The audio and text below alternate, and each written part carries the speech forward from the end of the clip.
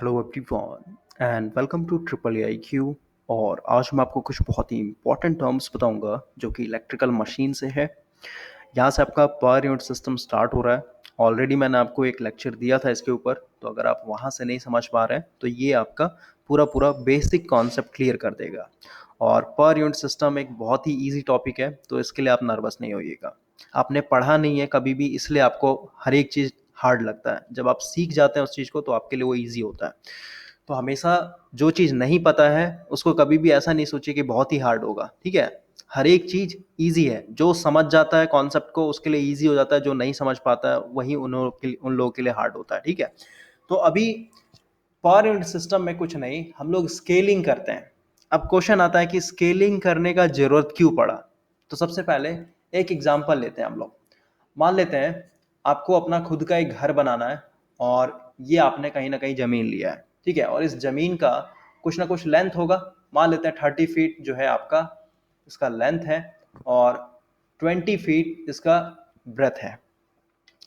तो इसमें काम लगाने से पहले आपको ब्लूप्रिंट चाहिए ना, इस घर बनाने का नक्शा होना चाहिए आपके पास। तो नक्शा बनाने के लिए आप क्या कीजिएगा, ड्राइंग शीट का सहारा लीजिएगा। लेकिन ड्राइंग शीट जो है इस साइज का तो नहीं मिलेगा ना आपके पास, समझे। यानी जब भी आप ड्राइंग शीट लीजिएगा, मान लेते हैं आपका ड्राइंग शीट है और इसका जो लेंथ है ये मान लेते हैं आपका 20 सेंटीमीटर है और इसका जो ब्रेथ है ये मान लेते हैं आपका 15 सेंटीमीटर है। इसका मतलब क्या हुआ, आपने 30 फीट को यहाँ पे क्या मान रखा है, 20 सेंटीमीटर, और 20 फीट को आपने क्या मान रखा है, 15 सेंटीमीटर, ठीक है। यानी आप कह सकते हैं आपने स्केलिंग किया है इसी बेसिस पे। और इसके अंदर जब भी आप कोई दीवार ये सब बनाइएगा, जैसे मान लेते हैं आपका दीवार है, तो ये दीवार आपका क्या होगा, सेंटीमीटर में ही होगा इस ड्राइंग शीट के हिसाब से। लेकिन जब आप इसको जमीन में बनाइएगा, यानी इस प्लॉट पे बनाइएगा, तो ये आपका 5 सेंटीमीटर का अगर दीवार है तो यहाँ पे कम से कम तो ये आपका कितना होगा, 7 फीट का होगा या फिर 8 फीट का होगा। ये डिपेंड कर रहा है कि आप किस रेस्पेक्ट में स्केलिंग कर रहे हैं, समझे। तो स्केलिंग का जरूरत हम लोग को वहां पे पड़ता है जहां पे कोई बड़े से डिजिट को या फिर कहिए कोई बड़े से वैल्यू को हम लोग को छोटे वैल्यू में कन्वर्ट करके लिखना हो। क्यों, ताकि हम लोग का कैलकुलेशन ईजी हो जाए। और एग्जांपल लेते हैं, जैसे मान लेते हैं आप फल के दुकान में जा रहे हैं और आप बोल रहे हैं कि मुझे 12 पीस केला दो, ठीक है। या फिर कहिए 12 पीस मुझे पेन दो, ठीक है। 12 पीस मुझे चॉकलेट दो, 12 पीस मुझे एग दो। तो ये जो 12 पीस आप बोल रहे हैं ये अनयूजुअल लग रहा है थोड़ा सा, ठीक है। तो इसको हम लोगों ने क्या कर रखा है, इसको स्केलिंग कर रखा है। इसको हम लोग बोल रहे हैं 12 पीस ना बोल के इसको हम लोग बोलेंगे 1 डजन, ठीक है। तो जब भी आप 1 डजन का नाम लीजिएगा, कुछ भी आप 1 डजन मांग रहे हैं तो आपको वहां पे 12 पीस दिया जाएगा, समझे। तो आपने क्या किया, इस 12 पीस को डायरेक्ट स्केलिंग कर दिया है, समझे। और इसी तरीके से जब आप केमिस्ट्री पढ़िएगा तो वहां पे आता है 1 मोल, ठीक है। तो 1 मोल का मतलब होता है इसके अंदर, या फिर कहीं कहीं पे भी आप जाके बोल रहे हैं मुझे 1 मोल पेन दो, 1 मोल मुझे एग दो, 1 मोल मुझे केला दो, इसका मतलब क्या हुआ, 6.023 इंटू 10⁻23 समथिंग इसका वैल्यू होता है, ठीक है। यानी इतना सारा जो है आपको केला दिया जाएगा, आपको पेन दिया जाएगा, आपको एग दिया जाएगा, जो भी आप मांग रहे हैं, समझे। और एक चीज और समझिए, जैसे हम लोग लिखते हैं ना, जैसे मान लेते हैं आपका MVA दिया हुआ है, ठीक है, 30 MVA। इसका मतलब क्या हुआ, 30 × 10 का पावर क्या लिखेंगे हम लोग, 6 लिखते हैं। तो ये जो आपने 10 का पावर 6 लिखा ना, ये भी एक तरीके से साइंटिफिक नोटिफिकेशन है, फिर ये लिखने का तरीका है ताकि आप कभी भी गलत ना करें। इसको मैं ऐसे ओपन करके लिखूं तो 30 के ऊपर कितना लगाना होगा, 6 जीरो लगाना होगा, समझ रहे हैं। तो अगर आप कैलसी में इस तरीके से मैनुअली लिख रहे हैं तो हो सकता है एक डिजिट आपका मिस हो जाए, और एक डिजिट मिस हो गया इसका मतलब क्या, आपका पूरा पूरा कैलकुलेशन ही गलत हो जाएगा। लेकिन इसको हम लोग क्या कर सकते हैं, इस तरीके से लिख सकते हैं कि नहीं लिख सकते हैं, ठीक है। तो ये भी जो आप कर रहे हैं, यानी इसको भी आपने क्या कर रखा है, यानी इस बड़े से डिजिट को इस तरीके से छोटे से डिजिट में कन्वर्ट कर दिया ताकि हम लोग का कैलकुलेशन जो है अपने कॉन्वीनियंट के हिसाब हो, या फिर कहीं एरर बहुत ही कम चांसेस हो आने का। तो यहाँ पे स्केलिंग का भी वही मतलब है। स्केलिंग बस जैसे हम लोग इलेक्ट्रिकल मशीन पढ़ेंगे तो वहाँ पे जो रेटिंग है आपके मशीन का, अल्टरनेटर हो गया, ट्रांसफार्मर हो गया, वो तो बहुत ही हैवी हैवी है ना, जैसे 30 MVA में होगा, KVA में होगा। तो हर जगह आप इस तरीके से अगर लिखते हैं 30 × 10 का पावर 6, या फिर कहिए 20 × 10 का पावर 3, ठीक है। तो ये सब क्या है, ये आपको बहुत ही ज्यादा टाइम टेकन लगेगा, ठीक है। तो इसको हम लोग क्या कर रहे हैं, इतना बड़ा ना लिख करके अगर मैं किसी तरीके से 0.6 में ले आऊं, या फिर कहिए 0.2 में ले आऊं, या फिर कहिए 2 में ही ले आऊं, ठीक है। तो ये हम लोग के लिए ज़्यादा ईजी है ना कैलकुलेशन करने के लिए, समझ रहे हैं, ये आपका टाइम टेकन नहीं है क्योंकि ये बहुत ही स्मॉलेस्ट डिजिट है। उसी तरीके से आप और भी बहुत सारे एग्जाम्पल ले सकते हैं, जैसे अभी मान लेते हैं मेरे पास 1 रुपया है, ठीक है, तो 1 रुपया को मैं दूसरे लैंग्वेज में बोल सकता हूँ, इसको मैं बोल सकता हूँ ये मेरा 100 पैसा है, ठीक है। या फिर कहिए अगर मेरे पास 5 रुपया है तो इसको मैं कह सकता हूँ कि मेरे पास 500 पैसा है। तो 500 पैसा कहना सही नहीं है ना, कॉन्वीनियंट नहीं, इसलिए हम लोगों ने क्या किया, 500 पैसे को डायरेक्ट एक बड़े वैल्यू यानी रुपया में चेंज कर लिया। उसी तरीके से मान लेते हैं मेरे पास 100,000, ठीक है, यानी 100,000 रुपया है, तो 100,000 रुपया बोलना सही है ना, इसको सही नहीं है, इसके लिए हम लोग क्या कर रहे हैं, यहाँ पे हम लोग एक न्यू वर्ड यूज कर रहे हैं जो हम लोग बोलते हैं 1 लाख, ठीक है। उसी तरीके से अगर आपके पास 10 लाख रुपया है तो 10 लाख रुपया बोलना सही नहीं है, तो इसको हम लोग बोलते हैं 1 मिलियन, ठीक है। तो ये सब आपका क्या है, स्केलिंग किया हुआ है हर एक चीज वैल्यू को, यही चीज हम लोग पर यूनिट सिस्टम में करते हैं और कुछ नहीं। स्टार्ट करते हैं थोड़ा सा। अब हम लोग यहाँ से अपने मेन कॉन्सेप्ट को स्टार्ट करते हैं। और अभी हम लोग इलेक्ट्रिकल इंजीनियरिंग पढ़ रहे हैं, तो इलेक्ट्रिकल इंजीनियरिंग में आपका 4 बहुत ही इंपॉर्टेंट पैरामीटर हैं। सबसे पहला हो गया आपका पावर, जिसको हम लोग कैपिटल एस से रिप्रेजेंट कर रहे हैं। इसका मतलब क्या हुआ, ये आपका एपरेंट पावर है, और एपरेंट पावर के अंदर में ही आपका रिएक्टिव पावर और एक्टिव पावर होता है, ओके। उसके बाद आपका वोल्टेज, कैपिटल वी से रिप्रेजेंट कर रहे हैं। करंट हो गया आपका कैपिटल आई, और इम्पिडेंस हो गया, ठीक है। इन चारों के बिना, या फिर कहिए जब भी आप इलेक्ट्रिकल इंजीनियरिंग पढ़िएगा तो ये 4 पैरामीटर आपको मिलेगा ही मिलेगा, ओके, इसके बिना कभी भी आप पढ़ ही नहीं पाइएगा। तो अभी हम लोग चाहते हैं कि इन चारों को अगर मैं पर यूनिट वैल्यू में लिखना चाहूँ तो क्या करेंगे हम लोग, कैसे करेंगे, कैसे लिखेंगे हम लोग। तो सबसे पहले पर यूनिट का हम लोग फॉर्मूला देखते हैं। तो पर यूनिट बराबर होता है आपका actual value divided by base value. तो सबसे पहले समझना होगा एक्चुअल वैल्यू क्या होता है। तो मान लेते हैं मेरे पास एक प्रैक्टिकल कॉइल है, तो प्रैक्टिकल कॉइल है इसका मतलब क्या, एक इंडक्टेंस आएगा और कॉइल के चलते एक रेजिस्टेंस आएगा, और यहाँ पे मान लेते हैं मैं एसी सप्लाई कर रहा हूँ, ठीक है। तो यहाँ पे कुछ ना कुछ रिएक्टेंस आएगा ना, मान लेते हैं आपका ये 0 पॉइंट जे कर देते हैं, जे 0.6 है, और रेजिस्टेंस मान लेते हैं आपका 0.2 है। तो इसको हम लोग कैसे लिख सकते हैं, यानी अगर इसका इम्पिडेंस निकालना हो मुझे तो Z बराबर क्या लिखूंगा, 0.2 ऐसे लिखते हैं ना कॉम्प्लेक्स फॉर्म में, Z इक्वल टू क्या होता है, R प्लस जे एक्सएल, ठीक है। तो ये आपका रेजिस्टेंस हो गया प्लस जे 0.6, ये आपका क्या हो गया, इम्पिडेंस हो गया।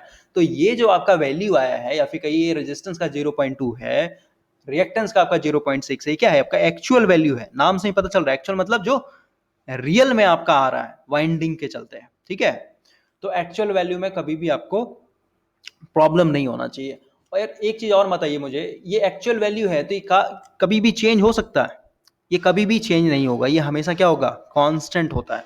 तो एक्चुअल वैल्यू आप कभी भी इसको बदल नहीं सकते हैं, ठीक है, क्योंकि ये कॉइल के चलते आ रहा है ना, रिएक्टेंस और आपका रेजिस्टेंस, ठीक है। तो ये आपका हमेशा कांस्टेंट रहेगा।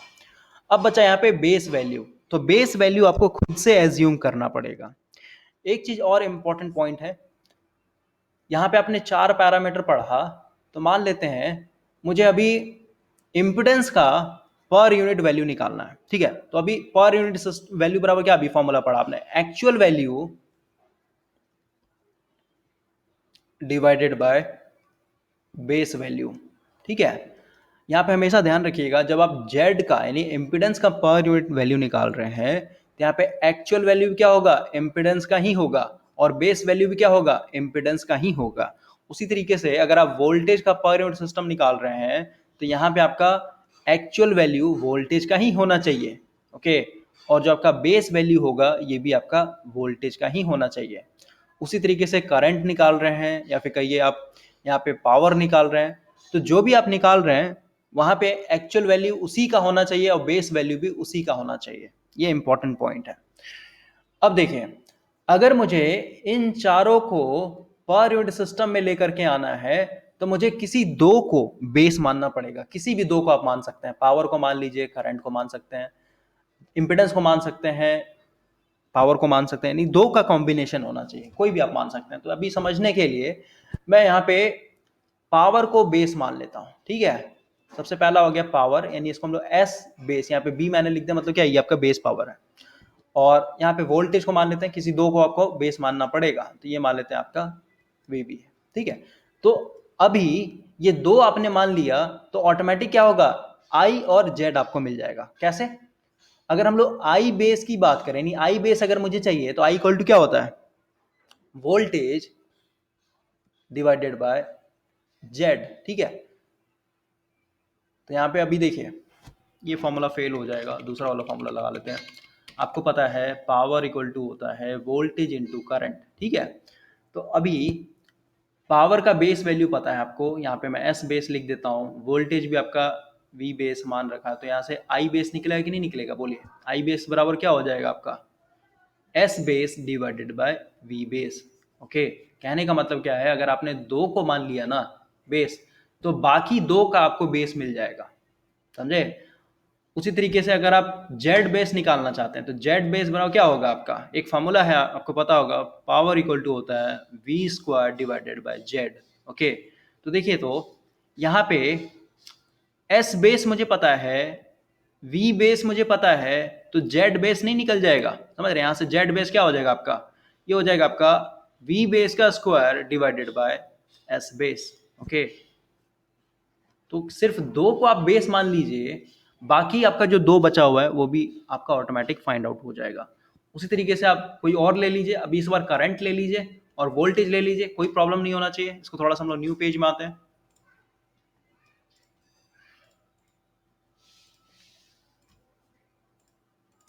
देखिए अभी करंट को मैं बेस मान ले रहा हूँ और वोल्टेज को मैं बेस मान ले रहा हूँ, और बचा क्या आपका, अभी आपको पावर यानी एस बेस चाहिए और जेड बेस चाहिए।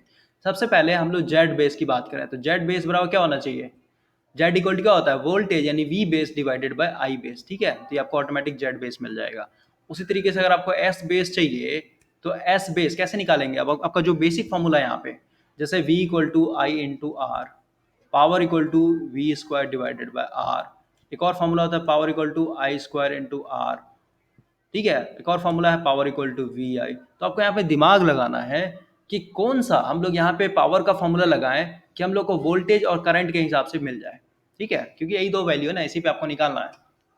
ओके, तो देखिए तो आपको वोल्टेज पता है, करंट पता है, क्योंकि ये दोनों बेस में है, आपने इसी को बेस माना है, ठीक है। तो आपका एस बेस मिलेगा कि नहीं मिलेगा, बोलिए। यानी वी बेस इंटू आई बेस कर दीजिएगा तो आपको बेस पावर यहाँ पे मिल जाएगा।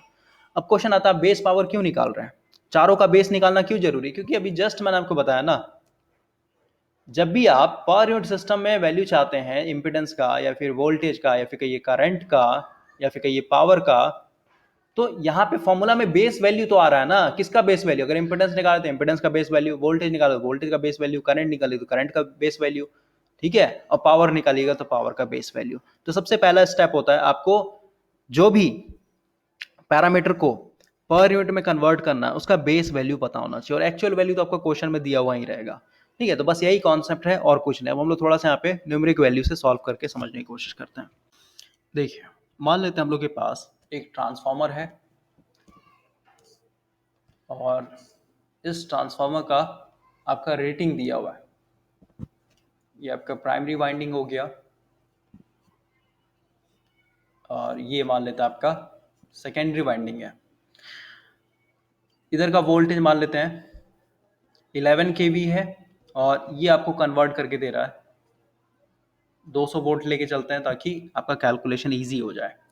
और यहाँ पे अगर हम लोग पावर की बात करें तो ये मान लेते हैं आपका 10 kVA का, यानी पावर जो है इधर 10 kVA तो इधर भी आपका 10 kVA, ठीक है, पावर आपका कांस्टेंट होता है। तो आपका रेटिंग दिया हुआ है और ये आप वाइंडिंग कर रहे हैं तो सीधी सी बात है इसका कुछ ना कुछ रेजिस्टेंस होगा, रिएक्टेंस होगा।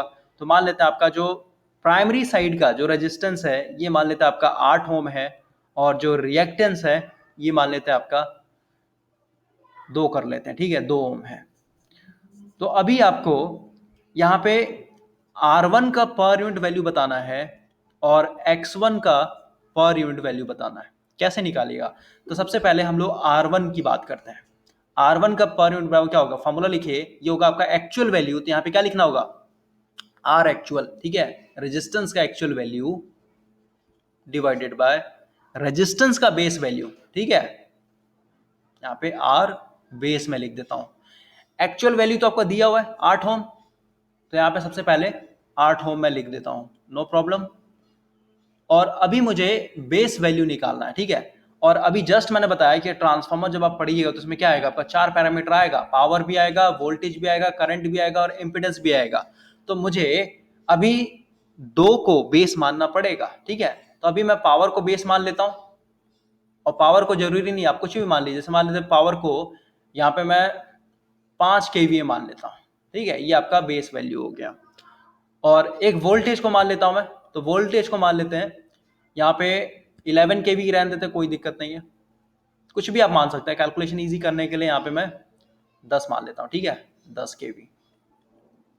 तो जब आपको ये दो पता है तो अभी यहाँ से रेजिस्टेंस का निकाल सकते हैं कि नहीं निकाल सकते हैं, बोलिए। रेजिस्टेंस इक्वल टू क्या हो जाएगा, जैसे अभी यहाँ पे इम्पिडेंस का निकाल रहे थे, देखिए पावर और वोल्टेज जब आपने बेस माना तो इम्पिडेंस बराबर क्या हो जाएगा, जेड बराबर क्या हो जाएगा, इसका जब बेस निकाला क्या होगा आपका, v बेस का square divided by S base, क्योंकि ये फॉर्मूला होता है, ये वाला लगाइए आप, p equal to V square divided by R, ठीक है। तो हम लोग जब यहाँ पे रेजिस्टेंस निकाल रहे हैं, रेजिस्टेंस का बेस वैल्यू चाहिए, तो क्या होगा, इसी फॉर्मूला के हिसाब से देखिए तो आपको पावर का बेस वैल्यू पता है, वोल्टेज का बेस वैल्यू पता है, तो रेजिस्टेंस का बेस वैल्यू नहीं निकलेगा, तो क्या हो जाएगा आपका v का स्क्वायर यानी v बेस का स्क्वायर डिवाइडेड बाय आपका एस बेस, ठीक है। v बेस कितना है 10 केवी का square divided by S base कितना है 5 केवीए, समझ रहे हैं।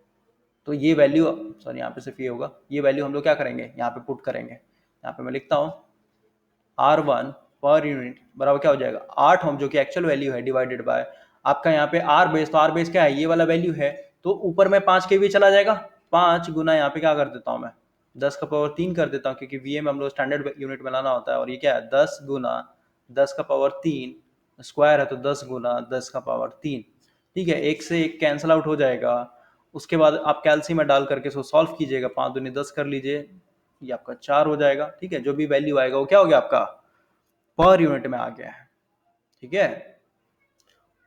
उसी तरीके से अगर आप x1 को कन्वर्ट करना चाहते हैं, यानी रिएक्टेंस को कन्वर्ट करना चाहते हैं, तो ये भी उसी तरीके से होगा। आपको यहाँ पे x1 पर यूनिट करके यहाँ पे एक्चुअल वैल्यू कितना है आपका यहाँ पे 2, ठीक है, डिवाइडेड बाय बेस वैल्यू निकालना होगा। तो बेस वैल्यू यानी अगेन क्या है, इंपिडेंस का ही पार्ट है ना, तो बेस वैल्यू तो आपको उसी तरीके से निकलेगा जिस तरीके से आपने रिएक्टेंस निकाला था, यही वाला आएगा, समझ रहे हैं। 10 केवी का स्क्वायर और ऊपर में आपका 5 केवी चला जाएगा। तो इस तरीके से हम लोग पर यूनिट सिस्टम में कन्वर्ट करते थे, बहुत ही बेसिक था। और इसी तरीके से अगर आप इसको ऐसे नहीं लिखना, डायरेक्ट एक ही बार में निकालना नहीं, क्योंकि दोनों का जैसे रेजिस्टेंस हो गया, रिएक्टेंस हो गया, इसका एक मिलेगा ना, इंपिडेंस मिलेगा कॉम्बिनेशन। तो जेड बराबर मैं डायरेक्ट लिख देता हूँ, ये हो जाएगा आपका 8 प्लस J2 ओम, ठीक है, ये आपका पूरा पूरा इंपिडेंस हो गया। तो अब जब हम लोग डायरेक्ट, मतलब ये तो तोड़ तोड़ के मैंने बताया ना, रेजिस्टेंस निकालेंगे फिर रिएक्टेंस निकालेंगे, इस तरीके से ना करके, इतना लंबा स्टेप ना ले करके हम लोग डायरेक्ट यहाँ पे कर सकते हैं Z per unit value, actual value कितना है अभी, दोनों को जब आपने कॉम्बाइन किया कितना है आपका, ये वाला वैल्यू है 8 प्लस J2 ओम, ठीक है। तो यहाँ पे डायरेक्ट लिखता हूँ 8 प्लस J2 ओम, ये आपका एक्चुअल वैल्यू हो गया, डिवाइडेड बाय बेस वैल्यू। तो जेड बेस हम लोग कैसे निकालेंगे, ये हो जाएगा आपका V बेस का square divided bye S base, ठीक है। और ये जो आपने माना है ये आपका कितना था 5 केवी, 5 केवी है 10 केवी, ठीक है, 10 केवी का स्क्वायर डिवाइडेड बाय आपका ये 5 केवी है, ठीक है। तो 5 केवी आपका ऊपर चला जाएगा, यानी 5 गुना 10 का पावर 3 हो जाएगा, और नीचे में हो जाएगा 10 गुना 10 का पावर 3 इंटू 10 का पावर 10 का पावर गुना 3, ठीक है। कट जाएगा, जो भी आपका वैल्यू आएगा वो आपका जेड का पर यूनिट में वैल्यू आएगा। तो इस तरीके से हम लोग सिंपली कन्वर्ट करते हैं, इसमें कुछ है नहीं। अब हम लोग थोड़ा सा आगे बढ़ते हैं। और एक चीज, जब भी आप पर यूनिट में वैल्यू कन्वर्ट कीजिएगा, चाहे आपका इम्पिडेंस हो, वोल्टेज हो, पावर हो, करंट हो, कुछ भी हो, तो इस साइड जब आप देखिएगा ना, तो इसका वैल्यू बहुत ही छोटा हो जाएगा, 0.6 में आ जाएगा, नहीं तो 0.2 में आ जाएगा, 0.4 में आ जाएगा, ओके। तो ये आपका क्या है, बस कैलकुलेशन को इजी करने के लिए, क्योंकि अभी जस्ट आप देख रहे हैं जो आपका एक्चुअल वैल्यू था ट्रांसफार्मर का, खासकर पावर हो गया फिर वोल्टेज हो गया, जैसे अगर मैं सिंपली कैलकुलेट करना चाहूँ उसी ट्रांसफार्मर पे, आपका यहाँ पे 10 केवी का ट्रांसफार्मर था, इधर जो आपका वोल्टेज था 11 केवी था, और इस साइड में आपका वोल्टेज था 200 वोल्ट, ठीक है। तो अभी जैसे मान लेते हैं, अगर मैं यहाँ पे पर यूनिट सिस्टम का सहारा ना लूँ, ऐसी नॉर्मली अगर मैं सॉल्व करूँ, तो अगर मुझे यहाँ पे करंट निकालना हो, ठीक है, फिर सिंपली कहिए इंपिडेंस निकालना हो, तो इंपिडेंस इक्वल टू क्या हो जाएगा, पावर पता है मुझे प्राइमरी साइड का, तो Z1 कर देता हूँ, पावर पता है मुझे, और आपका वोल्टेज पता था, यहाँ पे डायरेक्ट वही formula V square divided bye क्या करना होगा S, यानी पावर, वोल्टेज कितना है आपका, देखिए तो कितना लंबा जाएगा कैलकुलेशन करने में, 11 गुने 11 इंटू 10 का पावर 6 डिवाइडेड बाय आपका क्या हो जाएगा, आपका 10 गुना 1000। समझे, तो इसको लिखने में प्लस इसके साथ जो भी आपका रिजल्ट मिलेगा वो भी आपका बहुत ही लार्ज वैल्यू होगा ना, समझ रहे हैं। तो ये हम लोग के लिए क्या है, कॉम्प्लिकेटेड है। और अभी आप यूनिट किस में लेके चल रहे हैं, केवीए में लेकर के चल रहे हैं। अगर आपका ट्रांसफार्मर एमवीए में आ गया, या फिर कहीं अल्टरनेटर एमवीए में आ गया, या फिर मोटर आपका एमवीए में आ गया, ठीक है, तो उस सिचुएशन में प्रॉब्लम क्रिएट करेगा ना। यहाँ पे आपका बहुत ज़्यादा मतलब बड़ा डिजिट मिलेगा आउटपुट में। उसके बाद जैसे यहाँ से आपका इम्पिडेंस मिला, उसी तरीके से अगर आप यहाँ से करंट निकालते हो तो उसका वैल्यू फिर दोनों को मल्टीप्लाई करना हो, ठीक है। मतलब जो भी आप इसको एनालाइज करने के लिए कर रहे हैं, जो भी चाहिए आपको, तो बहुत ही ज़्यादा कॉम्प्लिकेशन होगा ना, ठीक है। तो इससे बचने के लिए हम लोग पॉइंट सिस्टम आते हैं, क्योंकि पॉइंट सिस्टम में आपका जो आउटपुट मिल रहा है ये आपका क्या है, बहुत ही स्मॉल होता है, और इसको हम लोग ईजिली अपने कैलकुलेशन के लिए यूज़ कर सकते हैं।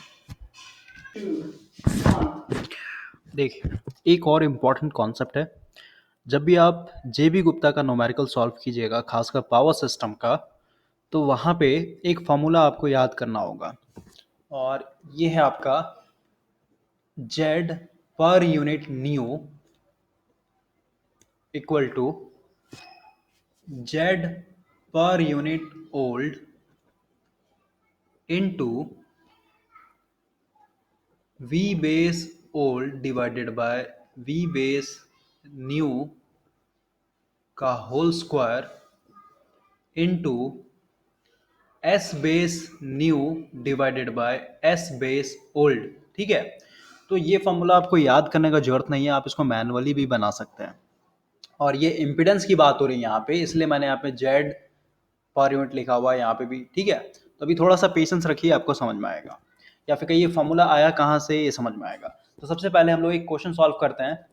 यहाँ पे पर यूनिट वैल्यू दिया हुआ है आपके इम्पिडेंस का, और मैंने आपको बताया था जब भी आप पर यूनिट वैल्यू कन्वर्ट करते हैं तो हमेशा ये क्या होता है, बहुत ही स्मॉल हो जाता है, पॉइंट में आ जाता है, ठीक है। इसलिए मैंने इस तरीके से लिखा हुआ पॉइंट में। और ये पर यूनिट वैल्यू दिया हुआ है, इसका मतलब क्या, किसी ना किसी बेस पे निकाला गया होगा, समझे। तो यहाँ पे बेस दिया हुआ है, और मैंने आपको बताया था हमेशा दो बेस दिया हुआ रहेगा, क्योंकि जब तक दो बेस नहीं मिलेगा आपको तब तक आप नहीं निकाल सकते हैं बाकी का दो बचा हुआ, ठीक है। तो आपका वोल्टेज दिया हुआ है और पावर दिया हुआ है, ठीक है। तो यहाँ पे हम लोग सॉल्यूशन करते हैं। यहाँ पे सबसे पहले ओल्ड लिखेंगे, क्योंकि हम लोग का ये ओल्ड डाटा दिया हुआ, और आपको फिर से पर यूनिट वैल्यू बताना है इंपिडेंस का इस न्यू वाले बेस वैल्यू पे, ठीक है। तो यहाँ पे सबसे पहले लिखते हैं V बेस ओल्ड, ये है आपका 10 kVA, यानी 10 गुने 10 का पावर 3 वोल्ट, इस तरीके से मैं लिख दिया। बेस पावर आपका दिया हुआ ओल्ड, ये है आपका 50 इंटू 10⁶, ये हो जाएगा आपका VA। और इम्पिडेंस का पर यूनिट वैल्यू दिया हुआ है, और इसको भी ओल्ड कर लेते हैं क्योंकि हम लोग को न्यू पे बताना है। तो ओल्ड ये है आपका 0.6 प्लस जे 0.8 ओम, ओके। अभी देखिए, तो जो आपका दिया हुआ था क्वेश्चन के हिसाब से आपने लिख दिया। अब मैंने आपको हमेशा बताया, जो भी आपसे क्वेश्चन में पूछे, क्या पूछ रहा है आपसे, पर यूनिट इंपिडेंस बताना है इस बेस पे, तो सबसे पहले फॉर्मूला लिखिए, पर यूनिट न्यू बेस पे क्या होगा आपका, ये क्या होगा, एक्चुअल वैल्यू, किसका एक्चुअल वैल्यू, इंपिडेंस का, क्योंकि आप इंपिडेंस निकाल रहे हैं, divided by base value of impedance, ठीक है। तो अभी देखिए, तो एक्चुअल वैल्यू कहीं पे भी नहीं दिया हुआ क्वेश्चन में, समझ रहे हैं। ये तो आपका पर यूनिट वैल्यू दिया हुआ ना, तो एक्चुअल वैल्यू हम लोग कैसे निकालेंगे, तो एक्चुअल वैल्यू इस ओल्ड डाटा से हम लोग निकाल सकते हैं।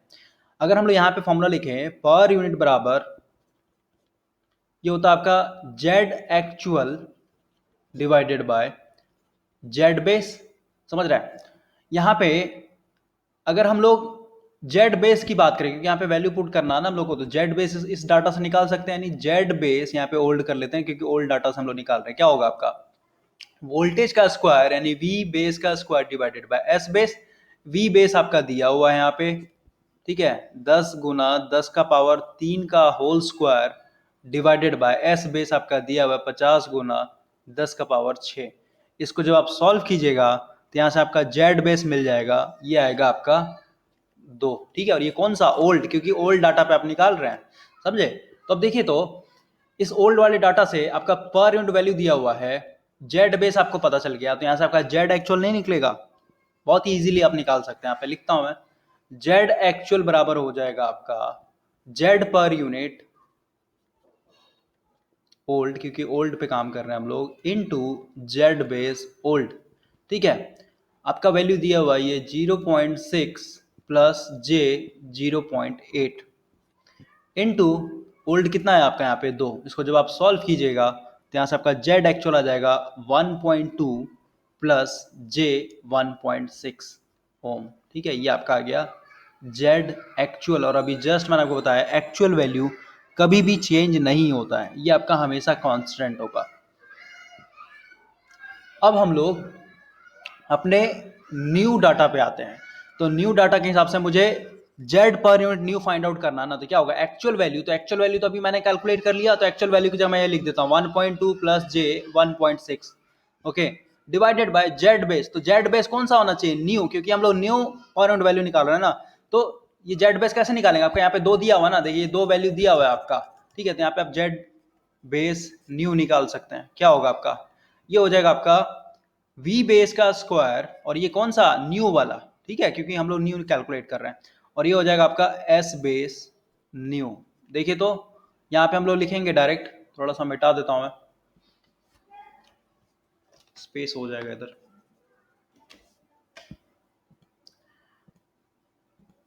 ये हो जाएगा आपका 15 गुना 10 का पावर 3 का square divided by 100 into 10 to the power 6। ये से ये कैंसिल आउट हो जाएगा, और इसको जब कैल्सी में सॉल्व कीजिएगा तो ये आ जाएगा आपका 2.25 ओम।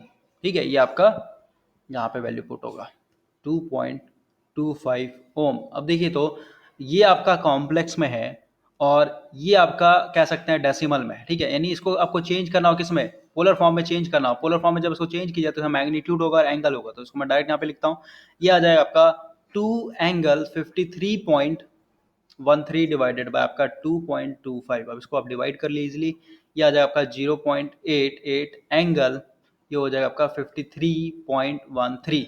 ठीक है, तो ये आपका आ गया Z per unit new base पे। ओके, इस तरीके से आप कैलकुलेट कर रहे हैं। तो ये आपका मैनुअल प्रोसेस हुआ।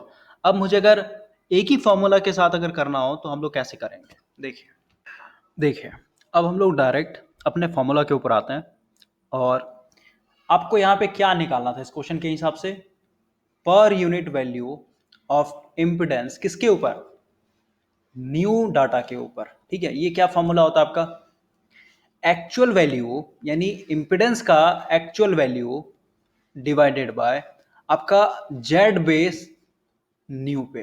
ठीक है, तो एक्चुअल वैल्यू निकालने के लिए यानी जेड एक्चुअल निकालने के लिए आपने क्या किया था, ओल्ड डाटा का सहारा लिया था।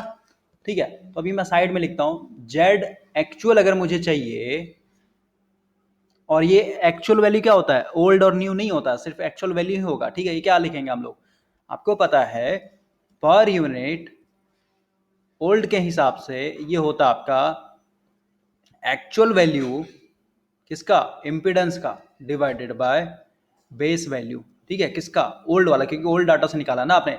पर यूनिट वैल्यू दिया हुआ था क्वेश्चन में, आपका जेड बेस ओल्ड आराम से निकल जाएगा। क्यों, क्योंकि आपका यहाँ पे दोनों दिया हुआ है। क्या लिखिएगा यहाँ पे आप, जेड बेस ओल्ड के लिए ये हो जाएगा आपका वी बेस ओल्ड, ठीक है, ओल्ड का square divided by S base old. समझे, तो ये आपका क्या हो गया, जेड बेस था। यहाँ पे मैं डायरेक्ट लिखता हूँ नेक्स्ट स्टेप में, या फिर यहाँ से क्रॉस मल्टीप्लिकेशन कर लेते हैं, क्योंकि मुझे जेड एक्चुअल चाहिए ना। तो जेड एक्चुअल बराबर हो जाएगा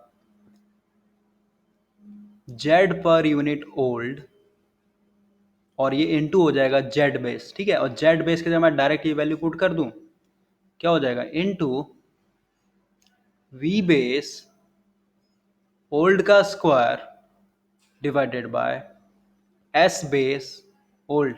ठीक है, ये आपका आ गया एक्चुअल वैल्यू।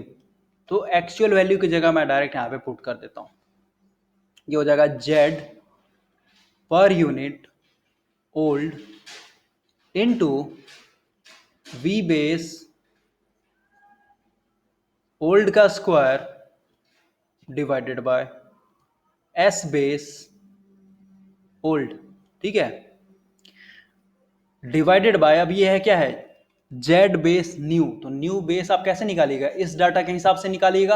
यहाँ पे लिखता हूं मैं जेड बेस न्यू क्या हो जाएगा, वी बेस न्यू का whole square divided by S base new. ठीक है, तो ये आपका आ गया जेड बेस न्यू। तो ये पूरा पूरा वैल्यू मैं यहाँ पे पुट करता हूं, तो हो जाएगा आपका वी बेस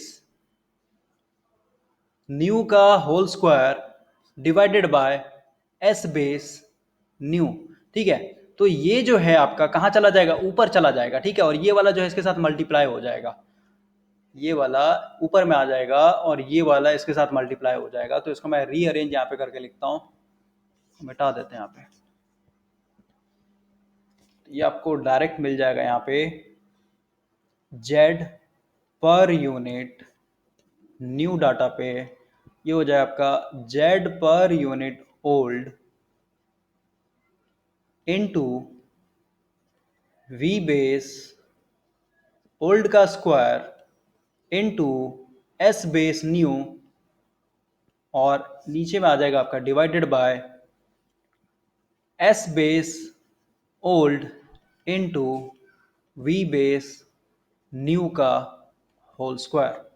देखिए तो ये फॉर्मूला आ गया कि नहीं आ गया, जेड बेस ओल्ड है, जेड बेस ओल्ड है, वी बेस ओल्ड ऊपर में है, बिल्कुल सही है, एस बेस इसका मल्टीप्लाई में, और नीचे में आपका वी बेस न्यू, ये पूरा होल स्क्वायर है ये। ठीक है, तो इसको हम लोग रीअरेंज करके लिख रहे हैं, इसको फिर से हम लोग रीअरेंज करके लिख सकते हैं, जेड बेस पर यूनिट ओल्ड, ठीक है, इनटू ये दोनों को एक साथ कर लेंगे, कंबाइन कर लेंगे, बाकी आपका उस तरीके से हो जाएगा। ठीक है, तो ये आपका एक बहुत ही इंपॉर्टेंट फॉर्मूला है, जब इस तरीके का क्वेश्चन आपसे पूछा जाएगा और आपके जेबी गुप्ता में जब आप पावर सिस्टम वाला चैप्टर को पढ़िएगा, या फिर कहीं ट्रांसफार्मर में भी आपका पूछा गया इस तरीके से, तो ट्रांसफार्मर का भी कुछ इंपॉर्टेंट कॉन्सेप्ट मिस हो रहा है। तो अभी ये आपका एक इंट्रोडक्शन वीडियो था पावर यूनिट सिस्टम के ऊपर, इतना आप कॉपी में नोट्स बना करके रखिएगा, जब तक आप लिखिएगा नहीं लेक्चर के साथ साथ तब तक आपको कुछ समझ में आने वाला नहीं है। ओके, आप लिखते हुए चलिएगा, ज़्यादा आपके लिए बेटर होगा।